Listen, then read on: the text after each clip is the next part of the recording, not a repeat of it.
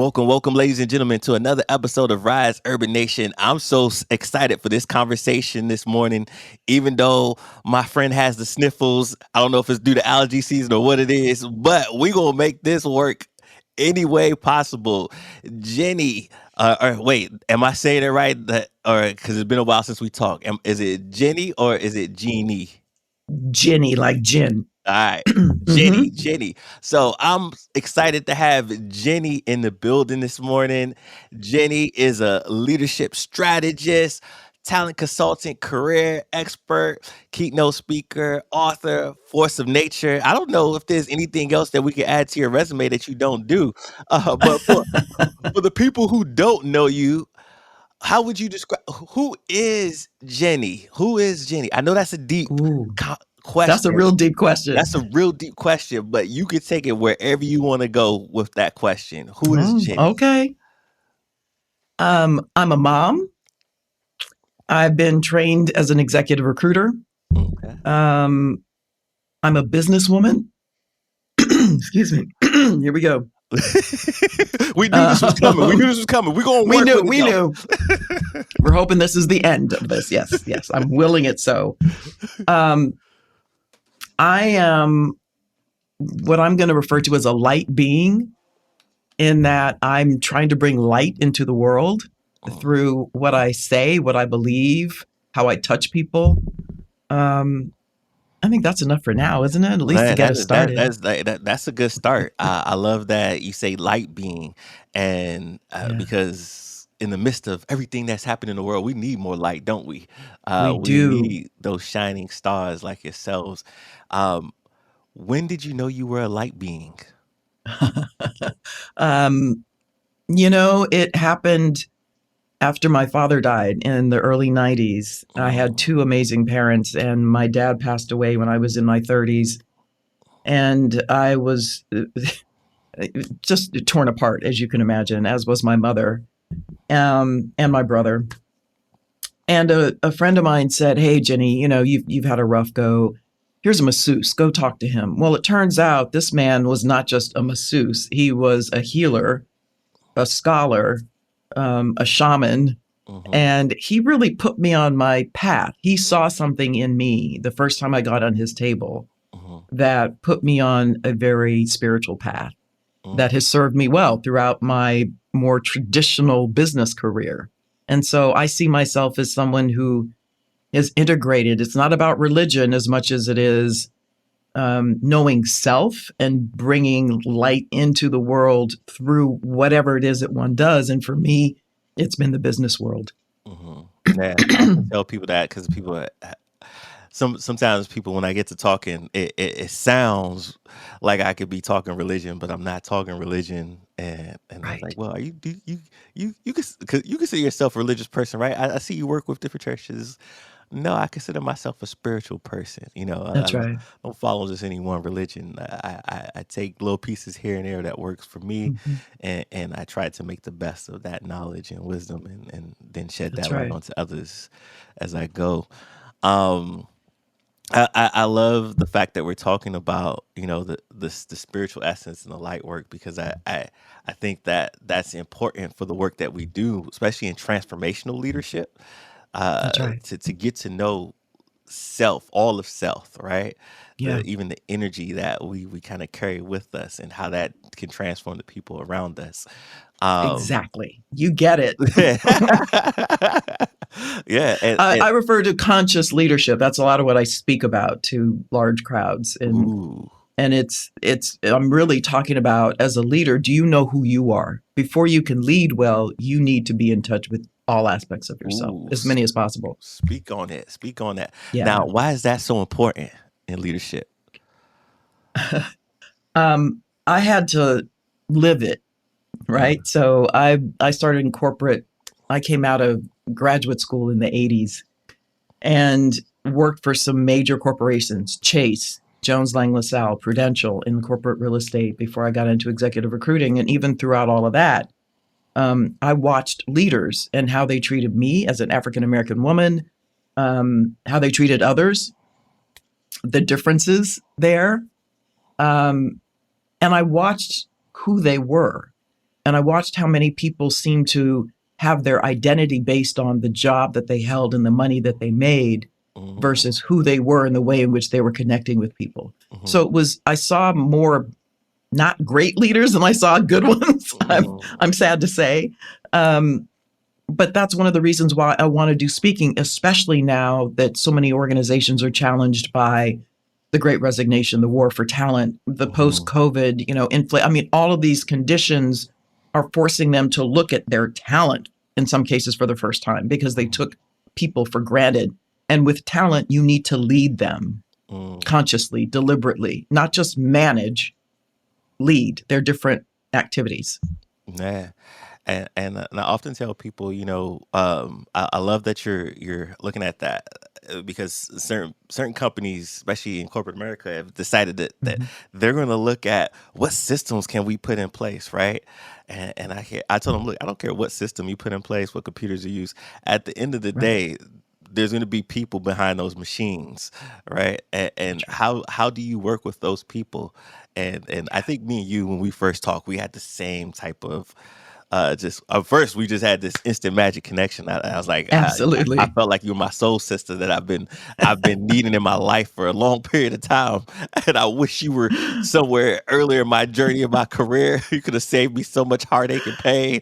But I think that having that process is what takes you to the next place. So I can't take that back. I needed that pain to get to the next step and phase. Our souls brought us to this place, right? Stuff doesn't happen to us. Our soul, our subconscious takes us to the lesson we need to learn. Yeah. And going back to something you earlier you said now that sometimes I go on these tangents. That's okay. You were saying that you were talking about how your parents died, and that could be a dark place, and that was the journey of your light work. You out of darkness, you found light. That's exactly right. So break that down. How can people, explore the darkness and come out on the other end to find light and find answers and so forth? Yeah. And remember, light can penetrate darkness. It doesn't go the other way. Right? It actually doesn't. But light, you bring light into something, it illuminates the room. Darkness doesn't take the light away. Think about it. The light is still on. So that's part of what we have to understand about ourselves and make conscious choices, have faith in something bigger than us. Those are some foundational requirements, right? You're not alone here. You're never, ever alone. And I know so many people are struggling with mental health and all kinds of issues that have really gotten bad, anxiety and depression and all these things. And I have close friends who have struggled as well. And I want them to understand that they have a choice. When you don't feel that you do, trust me, you do. And you ask for help. And sometimes just that ask, your angels and guides and friends and loved ones will be there for you. You're not in this alone. So you have to, sometimes it's just asking. When you're for stubborn people like myself, you got to get to that dark place before you kind of go. And that was me. That was the step I took. Somebody said, hey, go get a massage from this guy, not knowing that he would change my life and has been in my life for 28 years. So I think the step is really asking, maybe just in the quiet of your own room, right? In that dark space, ask. You got to want it. You got to want more for yourself. You got to love yourself enough to want more because we all deserve it. Every single one of us. Yeah. And like I said, asking you shall receive. And I believe all of us have some light work in us that we can bring to the world. We were all born with some unique gift or thing that the world needs to see, and it's up to you to harness that and bring that out into the universe. I think what corporate America has done, it has suppressed the light in a lot of people, and they're walking zombies. And I almost became one of those walking zombies. I did too. And I was like, okay, maybe this is what maybe if I stay in this little box and I do this and then at the end of the tunnel, there's this reward, or there's something else that I need to get that I'm missing. And Mm-hmm. I, the further I saw like how executives, how they were like you, I started analyzing executives, seeing how they are. And I saw what the end of the tunnel would look like for them. And I was like, wait, Yeah. that does not look like the end of the tunnel I want to get to. Like That's right. broken households, they had money, but were they Mm-hmm. really happy? And No, the not alcohol, healthy. not Yeah. healthy. Like it just didn't seem like a fair trade-off to me at the end. And I was like, no, that's not what I want. So then I had to go on Mm-hmm. this soul search. Like, okay, what do I want? Like, who am I and what do I want? And how do I get that? Yeah. I don't know Well, if it that's was so that way for you. important, right? It's Yeah. just make some decisions. And the decision doesn't have to be forever, but for now, based on who you are now, knowing that you're going to change oh so many times in beautiful ways. Mhm. You're growing, right? That should be the objective. You never stop growing, ever. So make a decision about that thing that you want. Want it, decide, affirm it, be deliberate, and go get it. Mhm. Yeah. And do it from a place of, at least for me, and I am going to be a little bit prescriptive because I'm doing it not from a place of ego, right? This isn't, look at me, I've achieved this. Mhm. It's a place of service. Mhm. And that's something my parents taught me. How Yeah. can I make things better for other people, including myself, Mhm. including my family, Yeah. right? But it's not to puff me up. It's to have a joyful life. And joy, I derive joy from helping other people feel good about themselves and learn how they can unlock all this potential in themselves. Mm. I love that. Uh, Now you get into one of my favorite topics is servant leadership, and because I often talk about that too, on how you know that could take organizations much further. I remember reading something about, I want to say as a CEO, one of the CEOs of one of these major airlines. I can't remember if it was Alaskan or if it was a different airline. But what he did is he took this pyramid and he flipped the diagram of the pyramid upside down, and he Mm, told all his leaders, like, look, basically, w- we supposed to listen to the frontline workers and take orders that's from right. them so that we can better this company because they know best. Not the other way around. It shouldn't go from the top down. It should come from bottom The up. bottom up. Mm-hmm. And that's Mm-hmm. how we're going to grow, how we're going to sustain. And I think if more corporations took that model, that they would see Mm-hmm. how their organizations tremendously grow, draws in talent, and do everything they essentially needed and wanted to do. What are That's your right. thoughts on that? Oh, it's so true. I worked for Google, and everybody wants to work for Google. Everybody's like, "Ooh, that's the most amazing organization." It is amazing what they've achieved, and it's a young company, and they're a $1 trillion market capitalization. It's unbelievable, closing in on, I'm guessing, around 200,000 employees.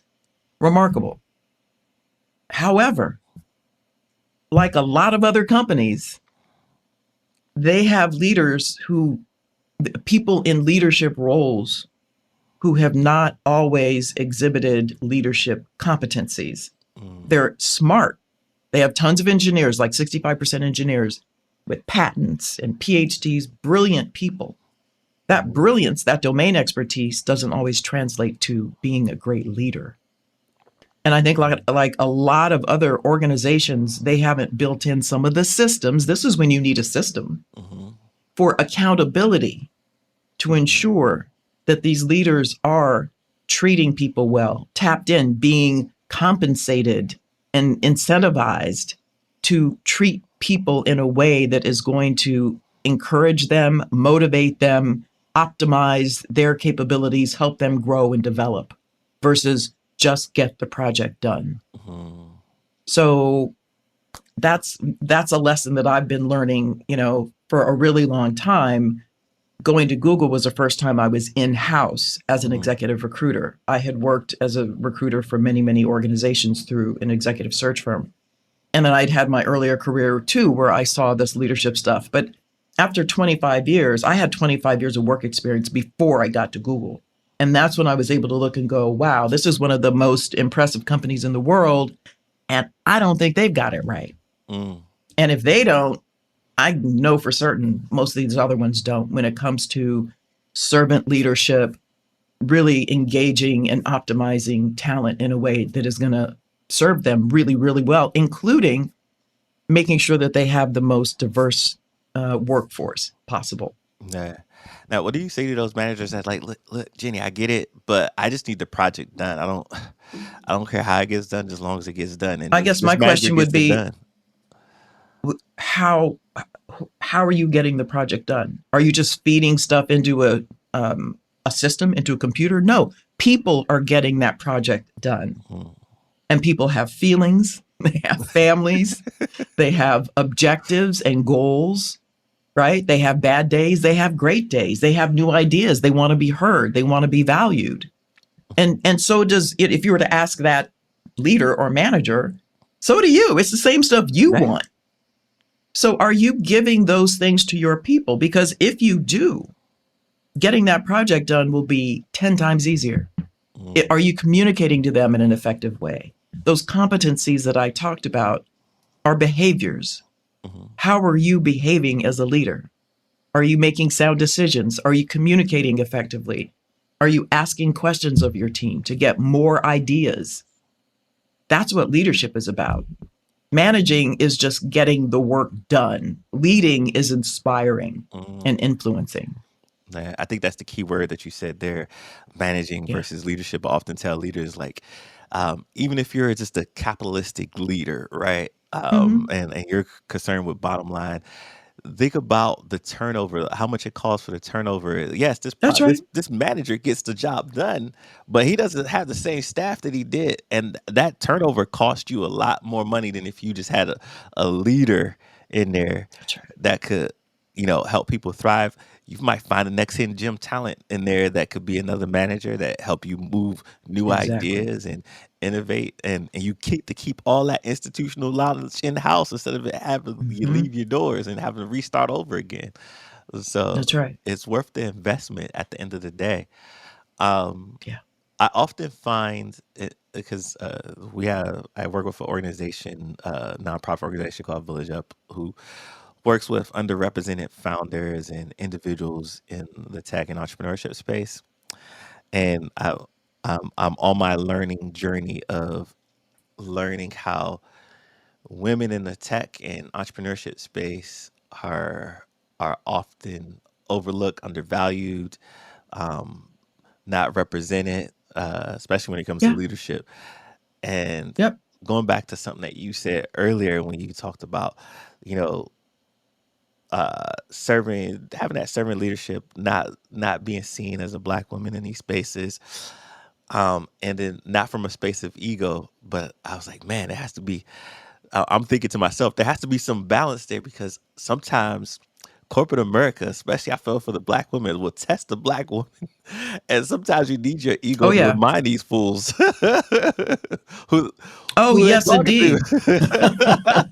So how do you have that delicate balance to keep ego intact, and have it there ready for when somebody's trying to diminish who you are in your work, and to uplift you, but also come with, I don't know, that servant leadership and come with peace, serenity, humbleness, all that. How do you balance Well, that? you can be humble and still speak your truth. Mm. And I think one of the gifts that I'm going to say Black people Yeah. have is that we're more inclined to say how we feel, I think, Mm-hmm. right? And I've noticed this real conflict aversion in corporate America among white majority men. Okay. And I'll say men, because they're still in the majority when it comes to leadership. White women are making ground. And I think they might suffer from this too, this conflict aversion. And I did this session years ago with a diversity consulting organization. It was called Peace versus Trust. And what it was saying was essentially what I just said. The majority tend to want to just keep the peace. People of color tend to want to trust somebody. And I can only trust you if I feel as though you're telling me the truth. So I tell the truth. I speak my truth so that you can understand it and we can find what I consider to be peace. Peace, because peace in their minds is just smoothing it over and not dealing with it. I'm going to deal with it. Now, it doesn't mean I'm always confrontational. I know when to, let something slide, but there have been times and I'm like, no, that's not how this is going to go. You need to hear me. And sometimes it works. Other times I've been shut down and then I have a call to make. And sometimes I leave. Yeah. We have free will. We have so much more power than we know. And I think, and this isn't just for Black people, this is for everybody who might be feeling, young people in the world who are looking at our government and other, big institutionalized systems. Be the change, right? Gandhi, Obama, be the change. You don't have to, and I'm not saying take up arms and revolt. Just in that conversation with someone, sit them down, help them understand where you're coming from, what you need to be successful. You don't have to be angry either. We've been angry, right? As Black people, we have every reason to be angry. Up until today, right? I mean, when I think about 400 years ago to George Floyd, to, it's still happening. We have lots of reasons to be angry. But at the same time, I think so many more of us want to see the change. And we have had to suppress our anger over and over and over again. And I think it's time for us to, and I'm willing to let go of my anger in the interest of finding some peace. That's where I'm trying to go. And if I can help somebody understand that and see that, because they're afraid. See, I'm not afraid. I got no fear. Yeah. None. The reason why you don't have diversity is because they're afraid to have us close, because they're afraid of losing what they perceive as dominance. They're afraid of possible retribution, right? Oh, yeah, y'all, we kind of dogged you over the years, haven't we? Are you going to turn on me if we allow you in? Well, how about this allowing in is a false concept, right? Yeah. You might have created the system, but I'm in it now. And I'm going to take some ownership of it. I'm not pushing you out the way as long as you know how to do what you're supposed to do. And we're on a level playing field. That's all I'm trying to say. So long answer to your question, but I am going to speak my truth. Yeah, speak your truth. I firmly believe in speaking your truth, whatever truth that is. That's right. I've spoken my truth plenty of times. Sometimes it didn't go well. Sometimes it went well. Yeah. But well, and you have to learn. But this is some of that consciousness that I'm talking about. It's you're tapping in. You become sensitive. You look in other people's eyes. You watch the body language. As an executive recruiter, this is something that I had to master. Right? I'm talking to people. I'm engaging them, and then I have to make a decision. Am I going to recommend them for the job or not? So similarly, when I'm dealing with anybody, children, older people, work, personal life, I'm watching you. I'm feeling you. I'm an empath. I feel you. To know, to sense, how might I choose my words to convey my sentiment? And I'm coming from a place of love. I really am. I had a tough conversation with a good friend recently. And he was kind of like, ouch. And I said, wait, hold up. I mean, I hear you. I softened my words, and I've waited months to express some of this. Why? Because I love you, because I want to see you be successful. So, and more leaders need to do some of that too. Right? You got to tell people the good and the not so great if you're going to help them grow. And it's same for personal relationships. Man, I often want people, anybody in my circle, to always have that honest truth. Because if your circle can't do it with you, then imagine what it's going to be like for the people who don't love you. That's right. So I want that for the people that love me. Yeah. I want to go back to the word power, because it's been sitting with me. And that's a word that that's a journey that I've been on, and I've been struggling with as of lately, as I moved into more leadership roles of power and decision making, um, is one, why do so many people give away their power? And two, Mm. I'm like wrestling with the idea of shared power or collective power, and what could that look like? Yeah. Like how can I collectively use my power and influence for those who want to make, some systemic changes, who Yeah. may not have a seat at the table. Not that Hmm. that they don't have a seat at the table, but they haven't taken their place in power That's right. to grab their seat at the table, or um Hmm. and that's what I've been kind of wrestling with, like that Hmm. power. Like, what is power really, and why do people give up their power, and how do we collectively grow shared power? That's a great question. I think there's a great book that I urge you to consider reading. It's by Dr. David Hawkins, Mm-hmm. and it's called Power versus Force. Mm-hmm. And he breaks down so many elements of what power is and isn't. And it's a metaphysical book. Um, and by that, there's some science to it, right? Mm-hmm. Um, because power isn't ever over anyone. Real power. Mm-hmm. The way I look at it, no one has power over me except me. Mm-hmm. So I think people don't understand that. And very often they're socialized Mm-hmm. to be selfless and give away their power unwittingly. They don't understand it. They think they're being conciliatory.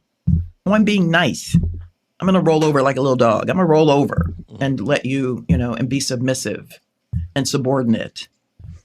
As Black people, we had to do that for a long time. Mm-hmm. And now we don't. And I don't know that we are fully aware of all the power that we have as individuals and as a collective, and locking arms with other people who aren't Black to create a collective that is conscious and aware and has benevolent intent. We're here for good, right? And I think that's part of what you're asking. How do we come together as a collective? Mm-hmm. It starts with each one of us knowing who we are. I know who I am as a woman, as Ginny Clarke, is this incarnation of my soul. Mm-hmm. I'm clear on who that is. And I'm constantly opening myself up to new aspects of what that is. I'm not fixed. I'm dynamic. I'm energy. So I'm constantly changing and growing and expressing myself in different ways. And so with that opens me up to connect with a whole lot of other people, to do different kinds of things, to have joy, to expand, to do all these things, right? So I think about, in one of my talks, I found this word, emergence. It Mm-hmm. sounds like a common word, but the term, this particular definition of the term, refers to what fish do, schools of fish and flocks of Yeah. birds, how they move in unison. And you're like, how are they doing that, right? Is somebody leading them? And the observation is that there's no leader. They're all leaders, but they are sharing a common frequency, a certain vibration. Mm-hmm. And that's what allows them to be in touch with the collective movement that is happening. And I think that's how we need to be. We need to create these systems that are emergent, right? Yeah. That are coming together for good, and that He we described. are a movement. Whatever group, we're a force of good. That's, I don't know how else to describe it. No, that was beautifully. And as you were talking, I started to think about the energy frequency, like getting to know self to even tap into the energy aspect That's of it, right. because I think so many people are not even tuned into self enough to, They're be not. aware of the energy that they take in and give off. I That's right. think, you know, there's steps of my evolution where I started to realize how much energy, how tuned in at, like, even when I wasn't trying to be dialed in, as far as energy Mm-hmm. that I take in and I exude out. Even when I first call, I don't know if you remember that first call, like just something about the energy, even through a video call, it's like, man, Yeah. this person's on a different energy. I could feel Mm-hmm. her energy through this video call, and it feels like Yeah. this person is on the same energy journey that I'm in. That's right. And That's we right. had a We all vibrate conversation. at different frequencies. Yeah. Yeah. Yeah. And And this book, Power versus Force, talks about that too. It's kind of where are we vibrating? And as a civilization, we're still kind of pulling ourselves down. mm, It's time. I think COVID has called us to rise up, right? Raise your vibration, raise your frequency. man, COVID has Lenny been Kravitz has this song called Raise Vibration. ooh. Yeah, it's a Lenny great Lenny tune. Kravitz is somebody who's on the energy frequency too. That he's on the Big time. on the level. He is. That's right. Yeah, raise vibration. um, what is it that let's go into that COVID real quick, and then we'll talk about your career journey. Um, Sure. I feel like COVID has allowed a lot of different people to tap into their leadership, tap into that new frequency. What do you Hmm. think? What was it about COVID that you think really got people to that place, and made us get to this place where we had to have this, or where people started to have this reckoning? Like, what do you think? What it specifically about COVID? Well, I think first of all, no one was spared. Mm, No one on the planet. Everyone was vulnerable. Everyone knew someone who had it. If they had it themselves, everyone knew of someone, at least, who passed away from it. We were forced to see our frailty and our vulnerability mm, as a collective. So there's the power of the collective, mm, right? But unfortunately, it was from a place of fear.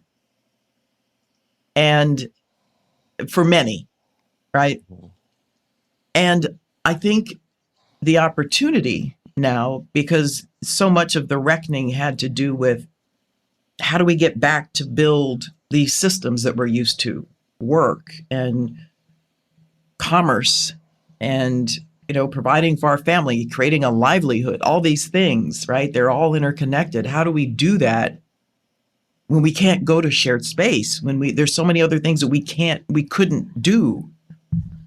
And so the reckoning was how people needed to be treated differently. mm, Some cases from a health standpoint, right? And now they're saying the Great Resignation showed us, I never liked the way you treated me, and I'm not going to take it anymore. I'm now realizing some people took their power back.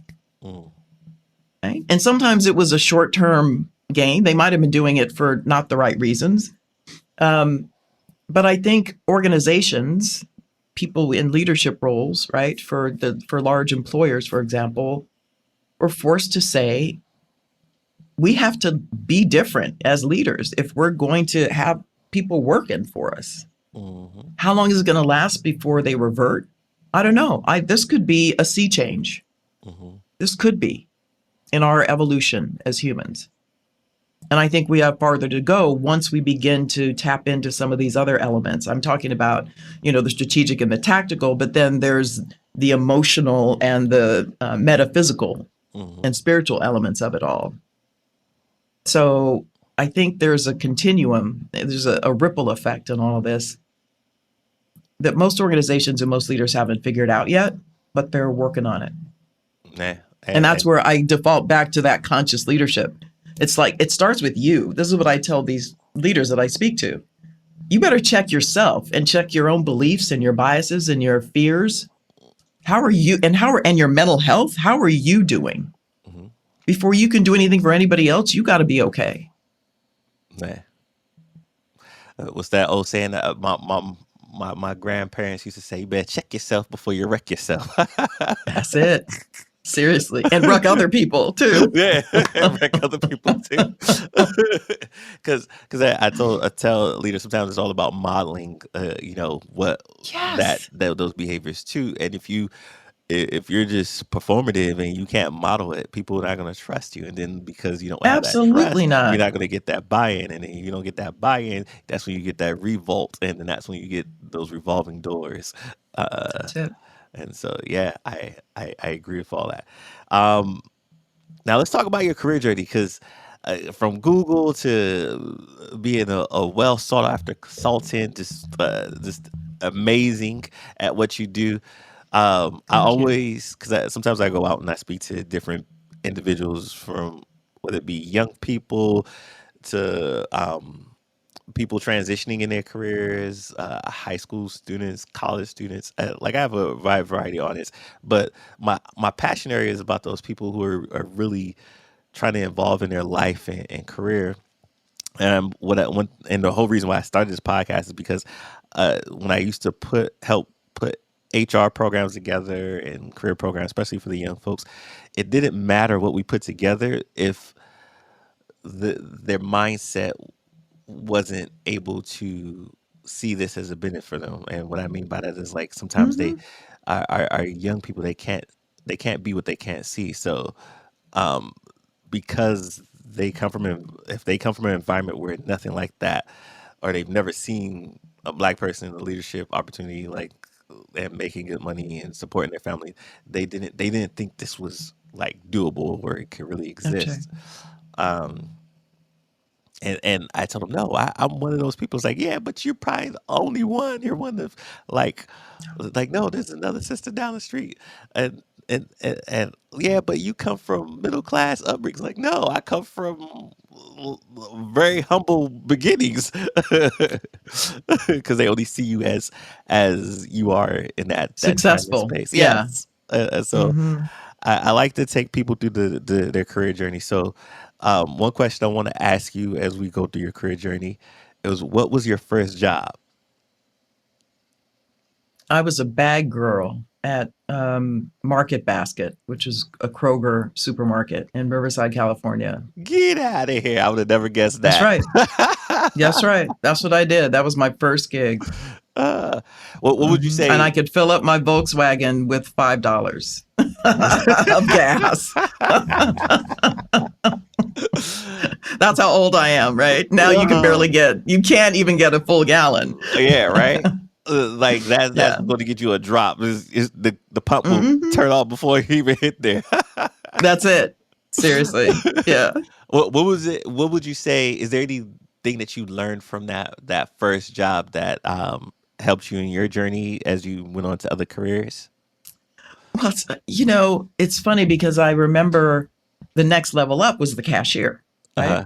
That's who I would stand next to, the different cashiers, and I watched them. And I saw there were a lot of women, there were some men, but I saw these folks who had been doing it for a really long time. And I thought, could I do that? Could I be a cashier for the next X number of years? Forget about what my parents would have been saying. But could I? And it was clear to me that that was not my journey. That no, that I needed to do more, not just because my parents had, college and all these other things, but because I came here to do more than that. So that was a lesson, but it also just taught me humility and how to be kind to everybody, because you don't know their situation. Hmm. Yeah, kindness is the key, Yeah, for a lot of the problems that I see that we have in the world today. And if we can that's right. harness that kindness with love and empathy, Yeah. um, I think we can make some real change. Hmm. Now, when you look at your overall, because I know you went from Google, and then I don't know, did you transition out of Google into the consulting Google role, was or my last gig. that was the last Yeah, gig? He's like, all right, this is that it. was the last one. I'm going into No, consulting after that was this. the last one. So I'm doing the consulting now. I'm on my own. Yeah. But I was a college recruiter after I went, well, let me take you through really quickly. Okay. I wanted to be a veterinarian. Uh-huh. So I went to the University of California at Davis. It had a vet school. And I started as an animal science major. Uh-huh. And after 2 quarters, I changed my major to French and linguistics because I was like, these sheep and cows are not what I was hoping for. I wanted to be a small animal vet, and they had me doing all this other stuff. I'm like, this is not me. Okay. And I knew I didn't want to be an interpreter or something that everybody thought I was going to be. I just wanted a liberal arts education, and I had studied French in high school, and I loved it. And it was language is a system, so it taught me how to think. Okay. And then when I graduated, I took a job as a recruiter for the University of California. I'd always been active on campus, so I took that job for 2 years. Then I moved to Chicago to attend Kellogg School of Business at Northwestern University. And that's what the turning point was into the business world. I took a job at what was then called First National Bank Chicago. It's Chase. There for a couple of years, decided I want to be in commercial real estate, went to what's now called Jones Lang LaSalle, Corporate Real Estate Services Organization, and then the Prudential Real Estate Investment. So this was all commercial real estate stuff that I was doing, property management, asset management, investment management. My dad died, and I said, I don't think I love this stuff anymore. What might I want to do? And I thought I've always enjoyed recruiting because I had continued to recruit for whoever I worked for, right? That wasn't my job, but I would volunteer to go on campus. So I thought, what would it be like to be a professional executive recruiter? And I networked my way into one of the world's largest executive search firms, Spencer Stuart, and was there for 12 years and became a partner.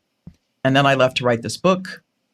I did some more consulting, went to another search firm, and then I went to Google in 2016, and I left at the end of 2020.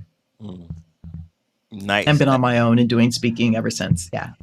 So, in essence, when I look at your journey, what would you say were the key steps as far as getting to the consultant role that really helps you really get into to get that consulting business to where it needs to be able to step out on your own and be successful at it? Like, what would you think were the key steps?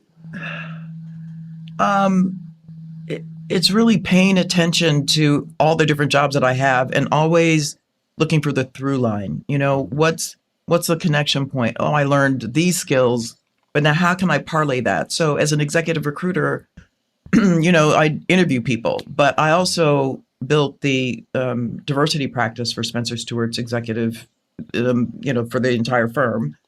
And similarly, Google hired me because of my diversity expertise in executive recruiting. So I understood the ins and outs of executive recruiting. The diversity piece was layered on top of that, right? People think, oh, you're Black, you must know a lot of Black people, and that's what makes you a diversity expert. Yeah, no, hardly. It's understanding all of the things that drive the business. So being that systems thinker, understanding process change, understanding behavioral elements, understanding how to talk to people. How does the system that I'm a part of actually work? That's what I was able to articulate and understand such that I can help other people with that, because it's not just a Band-Aid. It's getting in and transforming certain elements to encourage certain behaviors that over time will shift the organization. Got you. Now, what's one good lesson life has taught you in that journey of coming from where you went to where you're at now? You know, I would say it's two parts, kind of two sides of the same coin, and that's be curious, question things through your lens, right? Because other people try to tell you what to do, but they're not you. You know what you need to do, and take the risk. And very often it's not a risk. It's, you know, but other people, oh, that sounds real risky. You've never done it before. Well, hell, had you walked before? When you learned to walk, you hadn't walked before. Yes. Right? So how risky is it? You know, you fall down, you get back up, and you keep moving. But those would be the things that I would say. It's be curious and go on out there. Try it. I say the same thing. You know, sometimes you have to just jump and you'll fly, or you'll learn. You'll get some wings. Yeah, that's right. Wings. So what's some advice you would give to someone who would like to start a career, you know, as a consultant or a coach? And this could be anybody. It could be that that student who's listening to this is inspired. Hell, actually, you could even coach me, like, because I haven't went full consultant like you just yet. But what was some advice you would give to somebody like myself, who, or somebody who's very passionate about this work and interested and has some insights from what they've built already in their career, and Yeah. they want to transition? Well, do your homework, Hmm. right? Set a strategy, write it Mm, down, think through what is it you're trying to achieve. Do you want to have a 500-person company? Or are you just putting out a shingle with just you or 15 people? What does it look like, right? So get it in your mind. Um, Seek other people's money, capital for support. Try to find some investors, even if it's a relative, friends and family, to support you so you don't drain all of your resources. I've done that before. It's not a good idea. mm, Um, and fail fast, as they say. Recognize when it's not going well, pivot. Pivot. Don't just kind of say, oh, well, it's coming, it's coming, it's coming. If it's not working, try something else mhm, and ask for help. mm. That's my advice. It's not that hard. Some of it is very common sense, but people get their egos wrapped up into it, right? They don't want to look bad. They don't want to. We're back to that ego conversation, Right, right? They want to make it seem like everything is going well. It's not right, always going to go well, and you have to kind of suck it up and go, okay, do I throw in the towel? Do I pivot? Right? You don't right. always have to walk away. There's almost always another way. Mhm. And part of that is being honest with yourself and having a That's it. support system around you that's going to be brutally honest with you, even when it hurts. Even when it hurts, they're coming from a place of love. That's what I expect. My closest friends are. That's an understanding that we've always had. Right. Uh, Yeah. now, when did you know it was time to make that leap?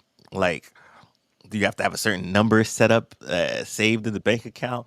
Do you have to have a certain level of clients already at your disposal? Like, how do you know when it's time for you to make that leap into Yeah, full time? I think it's everybody's different. I mean, I think for me it started with, why am I running to something? Am I running from something? Mm, And in my case, at my stage in my career, I was running to something that I had wanted to do. I had done it once before on my own, and I wanted to do it again because I had a different perspective on mhm, myself. I had grown, mhm. and where I thought I could be helpful. That was the other thing. It's like I'm looking around and I'm seeing people who could really use my services, and I thought that I would be a better person not being at Google or in a big corporate entity. I had other companies coming to me saying, "Oh, come over here," and I was like, you know what? No, I've done that for almost 30 years. Mhm, I think I'm good. I'm going to give this a shot. If I have to go back and get a regular gig, I know I can do that too. But between the speaking, I've done a ton of speaking through a speakers bureau, which I love doing because I can express a lot of the things I've shared with you. mhm, Um, and some of the consulting work, and I'm building out other elements of my business now to be of more service to more people. mm. I love that. I love that. Yeah, And you get to do it on your own terms, right? that's exactly right. And that's the key thing I love about the consulting world, or when you get into business, being able to do it on your own terms and not being forced in this box. Like, no, you can do this, but it has to be in this box. You can't go outside this box. Um, Yeah. and so I love that aspect to it too. When you look at the future, what Hmm. do you think the future has in store for the your industry, being the consultant, and when you look at leadership strategists, talent consulting, Hmm. things of that nature that so many organizations need? Well, I kind of go back and forth between wanting to really work, and I don't do coaching for individuals. I'm not offering that as a service one on one, but I do want to be able to offer some insights to individuals because that's who's sitting inside of these organizations making decisions, right? We talk about organizations as they are, though, this disembodied entity. Mm-hmm. Well, the organization is made up of people Mm-hmm.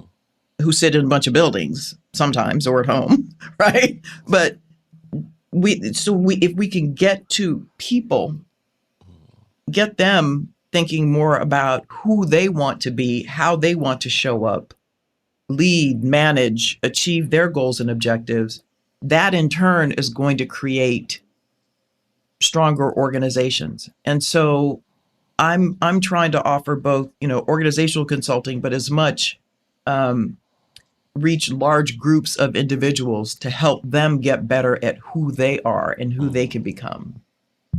Yeah, I love that. I Make love it. sense? That makes sense. That Yeah. makes a whole lot of sense. Now, Yeah. I feel like me and you could talk for hours, but I try to keep I it what know. used to be a drive time. I don't know if people still driving to work these days. I don't know. Not much, I don't think. Or At least whatever. maybe they're doing that walk, the Oh morning yes, walk their before they have to morning sit walk. down to their desk. Yeah. The podcast walk. Their podcast walk. So let's wrap it up with this. What projects are you currently working on it, and where can people find you? Yeah. I don't think I mentioned my podcast, which Yeah, is Fifth no, oh, Dimensional we forgot Leadership. to I've had that. Yeah, I have that for 2 years. So uh-huh. I'm doing more and more work on that and loving it. And it's all about conscious leadership. Uh-huh. I'm working on, as I described, I do a lot of speaking through my speakers bureau on conscious leadership and other topics related to that. I'm working on some things for other services, some training, some consulting, some webinars for folks to address some of these same issues that are affected by everything that I talked about. So, I want to broaden my platform. I want to be heard, and I want to raise the vibration and build that emergence where the collective is aligned and vibrating and moving up and advancing our civilization. I No small love it. thing. I love it. Now, how did you come up with the name Fifth Dimensional Leadership? Give me the whole Well, in premise. some sort of spiritual metaphysical circles, they say the fifth dimension. Some say there are no dimensions, that there is no space and time. But to the extent that there are sort of discrete dimensions, there might be 9 or 10 or however many. But fifth is where the love frequency is really honored. Fear tends to go away. That's where the fifth dimension starts to happen. So that's where I want to come in and create leaders who are operating from that place of love and fearlessness and hope. All right, listen, y'all. Y'all make sure y'all go over right now, like the Fifth Dimension Leadership, wherever you listen to your podcast. It's on all of them. Yeah. Make sure you support my dear sister Ginny Clarke. We see you, we love you, we appreciate you, we celebrate you. Thank you for coming to Rise Urban Nation and just having a conversation with us today. Any last words of wisdom for the people before we sign off? No, I just have to tell you how proud I am of you, Terrell, because you're doing it. You're bringing the light in your own way, and it to the extent you or I can inspire one person, whoever is listening, one person a day, a month, a year, a minute. I know that's what we both want to do, because we can all be better if we can love one another and hear the whistle, hear that dog whistle, and know that it's for us and that we can be so much, that our power is unlimited. That's what I see it in you. You see it in me. And because of that, we can be more. It's exponential. It grows just because of who we are and how we're vibrating. And other people are here for it. And I'm just sending out rays of love and hope and goodness to all of us. We deserve it. I received that, and thank you. That means a lot, especially coming from you, because I'm looking at when I went back into your just reading about you. I was like, man, this is amazing. Like this is like everything that I dreamed of wanting to do and be, and this her energy, like spot on. So I appreciate you so much, and we got to stay in touch. Thank you. This ain't You gonna be the got it. last time. I don't know what we're gonna do in the future, I but hope not. We'll figure it out. we gonna figure something out. I don't know what it's gonna be. Stay tuned, y'all. Stay tuned. That's right. That's right. This has been another episode of Rise Every Nation. Make sure you click the like button, follow us, leave a comment, and we'll see you on the next time.